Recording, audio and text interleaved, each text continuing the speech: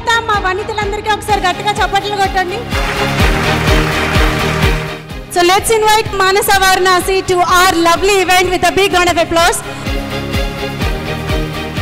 I also want to say congratulations to the BBG family. Meeru real estate, design development to paatu societal development meeda kuda chala focus pedtunnaru on empowering the girl child and amazing work andi. Really salute to your work.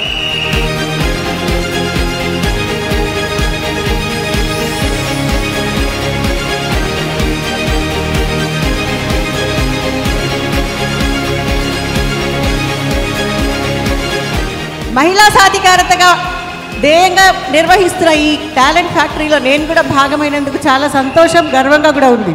Lady, a mother, a sister, a lover, a friend, what not, అందరూ కూడా మనందరూ కలిసి కట్టుగా ఇవాల్టి ఈ సెలబ్రేషన్లో భాగం అవ్వడం it gives me immense pleasure.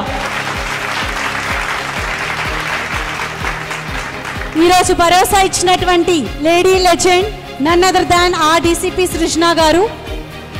ఒక కేస్ని, ఒక అమ్మాయిని, అది ఒక హాస్టల్ ఎన్వైర్న్మెంట్ కాదు, నువ్వు ఏమీ తప్పు చేయలేదు, వేరే వాళ్ళు చేసిన తప్పులో నువ్వు బలయ్యావు అని ఆ కాన్ఫిడెన్స్ తీసుకొచ్చి ఏం కాదు, అయిపోయింది, నీ లైఫ్ నువ్వు ముందుకెళ్ళాలి అని చెప్పి ఆ పిల్లకి ధైర్యం ఇచ్చి, ఆ అమ్మాయికి కానీ ఆ పెద్ద ఆవిడకి కానీ ధైర్యం ఇచ్చి ఆ కేసు కన్విక్షన్ చేయడం భరోసా సెంటర్, దానికి స్పాన్సరింగ్ బీబీజీ గ్రూప్ వాళ్ళు.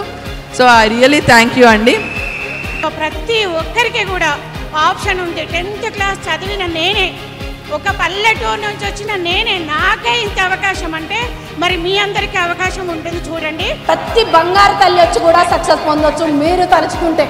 ఎందుకంటే ఇంటిని అంత అద్భుతంగా మార్చగలిగే మనము పాలరాతి భవనం కట్టినా సరే అందులో ఒక ఉమెన్ లేనిది అది శ్మశానంతో సమానం అంట.